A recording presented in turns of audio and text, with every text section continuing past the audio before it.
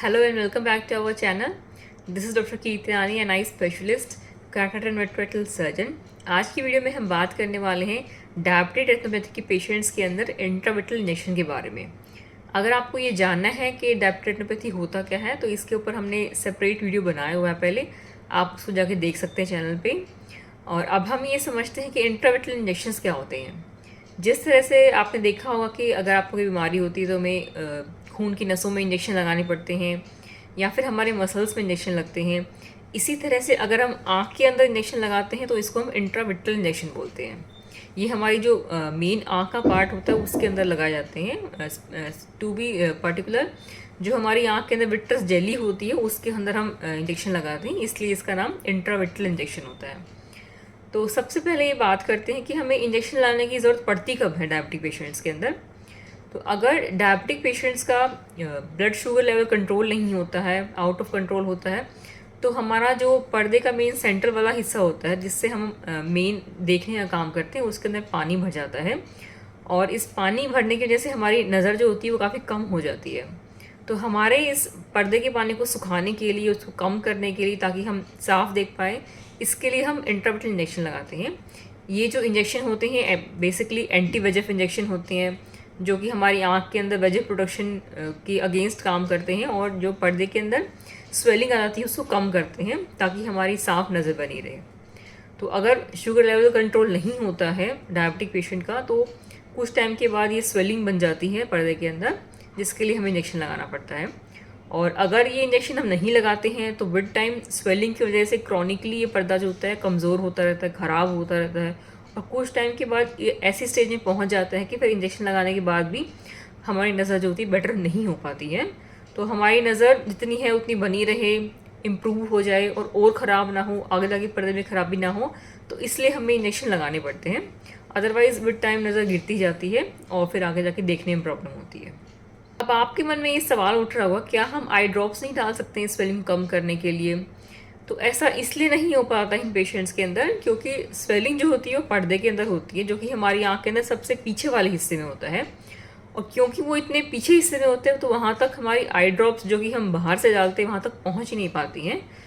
तो हमें ड्रग ऐसी जगह डालनी पड़ती है ताकि वो ड्रग पर्दे के ऊपर काम कर सके, और वो एरिया जो होता है वो पर्दे के ठीक आगे होता है जिसको हम विट्रस जेली बोलते हैं। इसलिए हमें ये इंट्राविट्रल इंजेक्शन लगाने पड़ते हैं।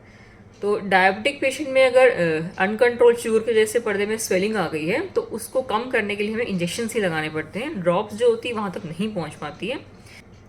अब हम ये बात करते हैं कि अगर आपको डायबिटिक रेटिनोपैथी की वजह से स्वेलिंग आ गई पर्दे के अंदर जिसको हम डायबिटिक मैकुलर एडीमा बोलते हैं, तो हमें कितने इंजेक्शन लगाने पड़ते हैं। तो अगर आपकी पर्दों में स्वेलिंग आ गई है तो नंबर ऑफ़ इंजेक्शन इस बात पे डिपेंड करता है कि आपका शुगर लेवल कितना कंट्रोल है और कब तक ये स्वेलिंग रहती है।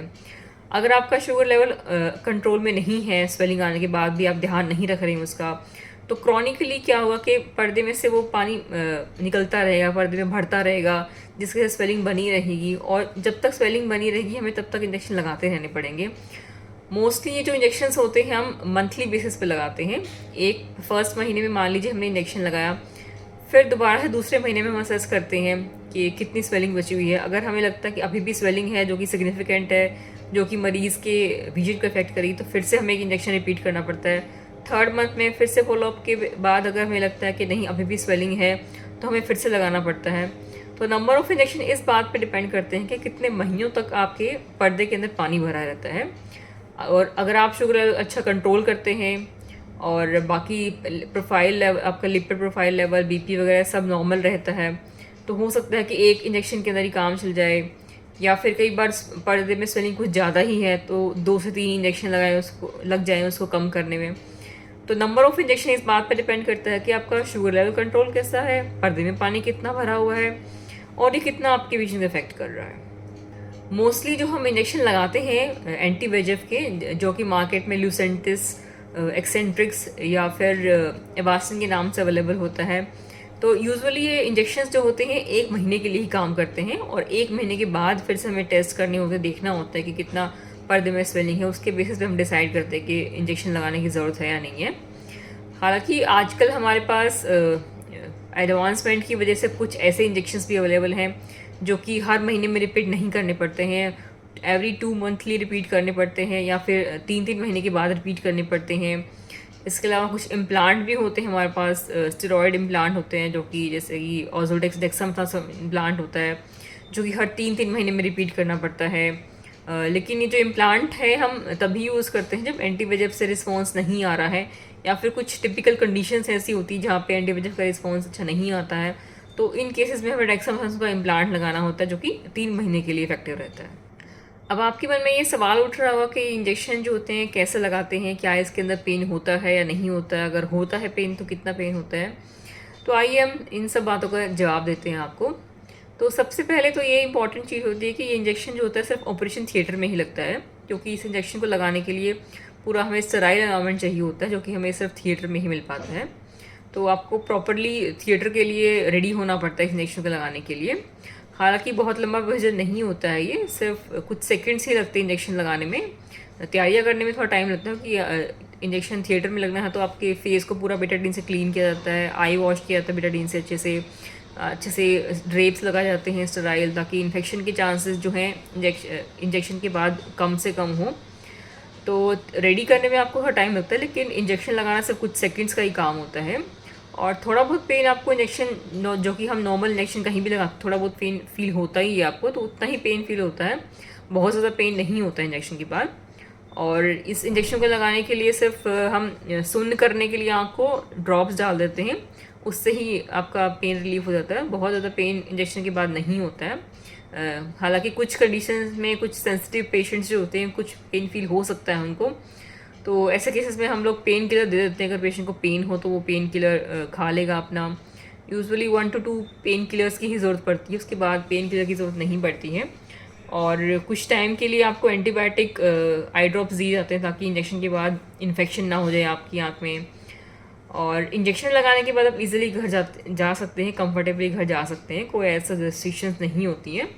बस आपको ये ध्यान रखना होता है कि आप अपनी आँख की साफ़ सफाई का ध्यान रखें।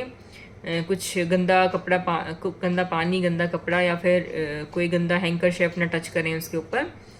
क्लीन रखे आइज़ को, और 7 डेज़ के लिए यूजली हम एंटीबायोटिक आई ड्रॉप्स देते हैं, वो डालिए।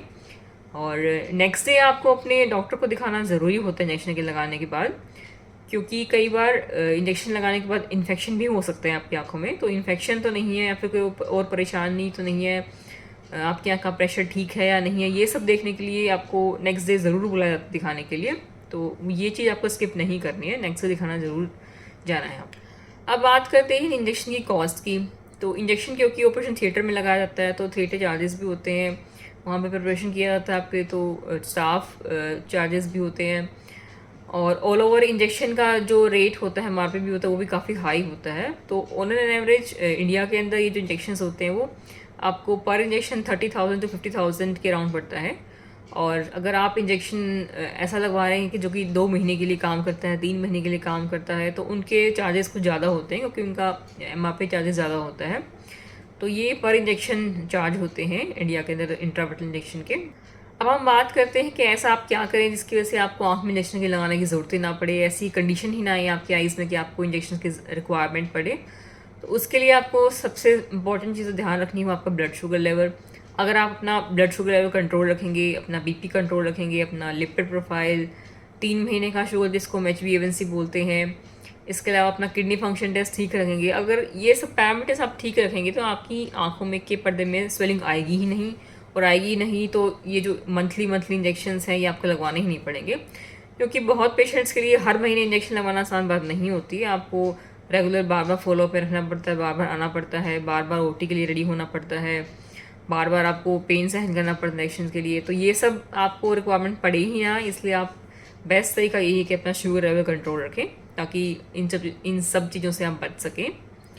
तो that's all for today's video. अगर आपको कुछ क्वेरीज़ हैं इंट्राविट्रल इंजेक्शंस को लेके तो आप हमें नीचे कमेंट बॉक्स में टाइप कर सकते हैं। और अगर आपको ये वीडियो अच्छा लगा तो प्लीज़ इसको लाइक करिए, अपने फ्रेंड्स रिलेटिव्स में शेयर करिए ताकि वो इसका फ़ायदा उठा सकें। और हमारे चैनल को सब्सक्राइब करिए ताकि इन फ्यूचर भी आपको ऐसी यूज़फुल इन्फॉर्मेशन मिल सके। So that's all for today. We will see you next week in next video. Till then, take care of your precious eyes. Thank you for watching this video.